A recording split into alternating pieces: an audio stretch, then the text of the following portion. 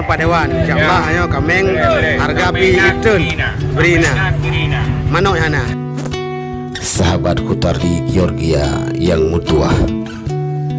Inilah kondisi pasar hewan Gandapura pada hari pekan. Hari Selasa dini hari. Banyak penampakan sapi, kambing dan juga kibas. Namun di sini kita lihat sangatlah sepi dari pembeli. Hal ini boleh jadi dikarenakan himbauan dari pemerintah mengenai penyakit hewan yang terjadi akhir-akhir ini, yaitu penyakit kuku dan penyakit mulut. Stok hewan di sini sangatlah banyak, baik kambing maupun sapi.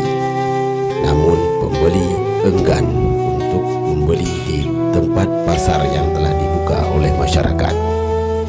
Semoga saja penyakit yang mendera kita hari ini, penyakit yang mendera hewan kita hari ini segera berakhir.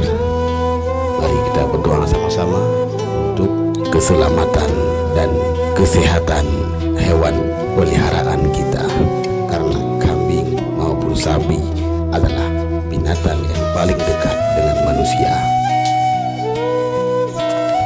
Salam sukses selalu, Hutardi Georgia.